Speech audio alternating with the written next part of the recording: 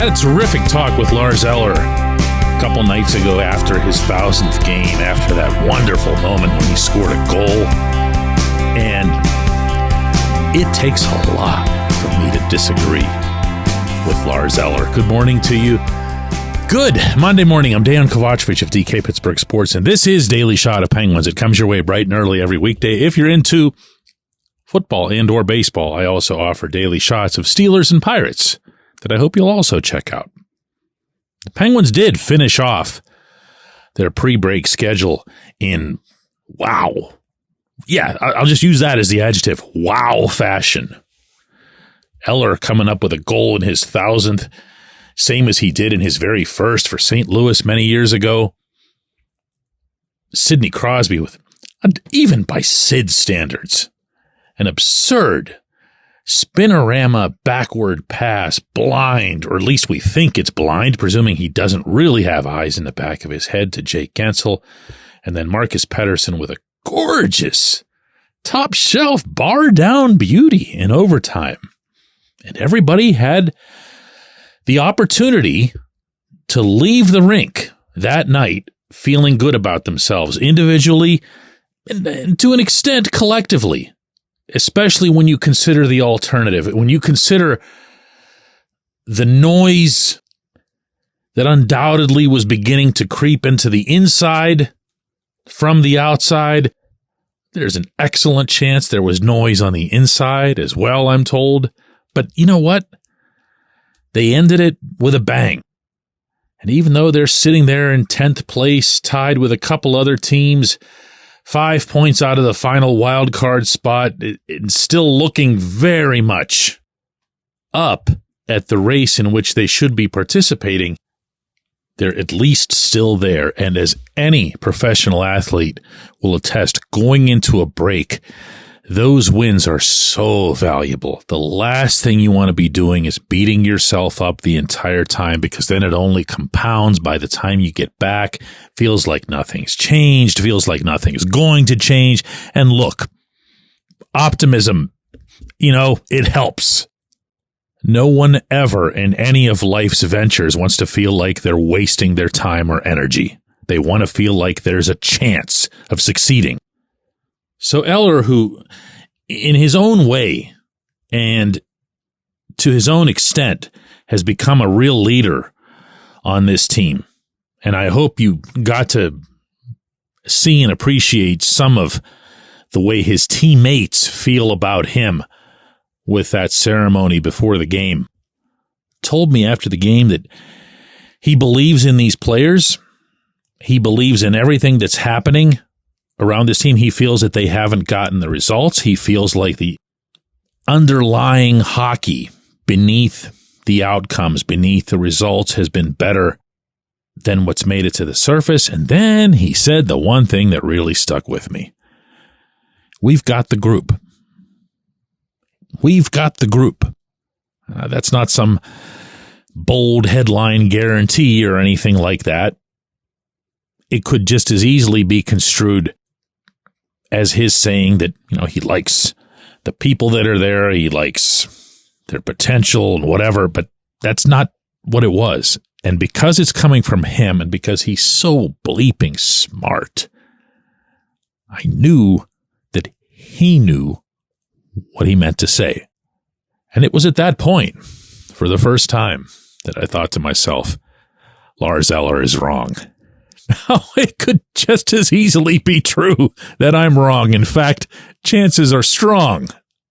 When it's a hockey thing between me and Lars Eller, I'd be taking Eller every time. But, this one's tough. This one's more like, how did he word this in his answer to another question? Something to the effect of how he doesn't see himself as being worthy of these big celebrations like the one that was had for him on Saturday, that he sees himself as more of a soldier type on a team. Well, this is what a soldier would say. This is what a soldier would say even if everyone else, his platoon was just the worst and he couldn't stand them. The soldier would say, we've got the group.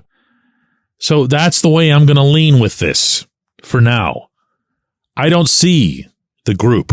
What I see is that the three people who were most instrumental in that particular victory Saturday night also are three of the very, very few of whom I can say, we've got the group. Eller's definitely been part of it. He's been very good. As a certain someone on a certain podcast told you way back last summer that he was going to be. Said you were going to love this guy. Well, here he is. Sid's been amazing. Jake's got 22 goals. I've loved Chris Letang's game from day one, not of the season, but of training camp. Came in with an impeccable attitude toward the acquisition of Erik Karlsson, took on a new set of responsibilities, blossomed into what has to be one of the NHL's top 5 penalty-killing defensemen. And not to be left out here is Pettersson. Kyle Dubas doesn't do many interviews with actual Pittsburgh reporters, but he did say to someone else that he thought Sid and Pettersson have been the Penguins' two most consistent performers over the length of the season, and I wouldn't argue with that at all. But tell me where the fall-off is. Tell me where it begins. Because in my mind, it begins way too early in this type of conversation. Tell me what you're thinking of Karlsson now versus what you and I also thought of him just a handful of weeks ago. Tell me what you think of Rickard Rakell versus what you and I thought of him only a handful of weeks ago. Tell me what you think of Riley Smith. What an acquisition that was. Or Ryan Graves, for that matter. Which of these people, or Brian Rust, or Tristan Jarry, is going to be the one that says, hey, you know what? We've got the group. We're the group. We're the ones. We're going to lift this team up. Which of those individuals do you think is going to do that? Or could you see a scenario in which the same handful of players remain by far the best players on the roster through the second half of the season as well? When we come back, J1Q.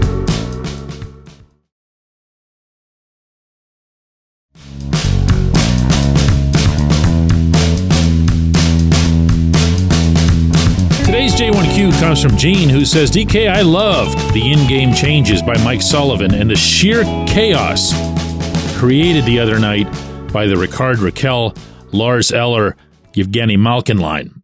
Small sample, I know, but wow. Do you have any thoughts on that line?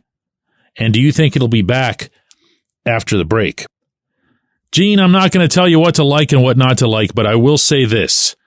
When you're talking about something positive coming from your living legend, number 2 center, being shifted off to the side and the head coach trying to give him a boost by putting Eller with him and trying to give Rakell a boost by putting Eller with him, you've got problems no matter how good that line looks.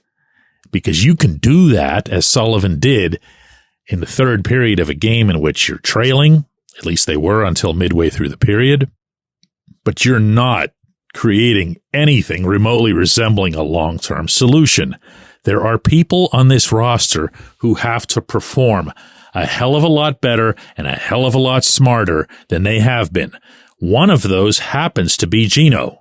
I'm not laying out something that everyone hasn't already figured out for themselves, but it's not enough when he's 36 years old to be showing that he's working hard. A lot of times he is working hard. What he doesn't do is work smart. He thinks he can still make the same passes, the same plays, the same moves that he did when he was 21. And you know what? Every once in a while, he can. And when he does, it hits the highlights. And everybody's like, oh, Gino, yay, Gino, way to go. It's so great that he's here and everything else. That more often than not ends up to backfire on him and the Penguins, because then he'll try it the next 10 times too when it's not the right play. Not now. Not at this stage of his career. Raquel's been a different story. The coaching staff, I can tell you this, isn't happy with him. He was the one guy who got moved on the power plays recently. Well, him and Erik Karlsson, who came with a little bit of a dig, where it became known, you're going to have to trust me on this one, that they were the reasons for certain switches, not to move somebody else up. Specifically, they really didn't like Raquel's road trip to Las Vegas and Tempe, I'm told. So the solution here isn't to have Eller babysit them, or however you'd want to term it. The solution is to have them play better. There's no reason right now that Yevgeny Malkin and Rickard Rakell shouldn't be scoring on a regular basis, with or without Daddy along for the ride.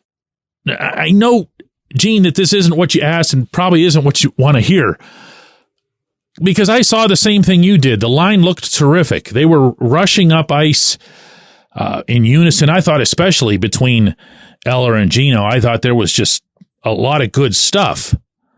But it's not, this team isn't going to survive by going short-term, period to period, trying to pick up who's sagging. And if they were able to pull it off against a mediocre Montreal team, do you think they'll be able to pull it off next week when they've got Winnipeg twice, once up there? I don't. Hopefully a lot of guys spend this break looking in the mirror. I appreciate the question, Gene. I appreciate everybody who listens to Daily Shot of Penguins. We're going to do another one of these tomorrow.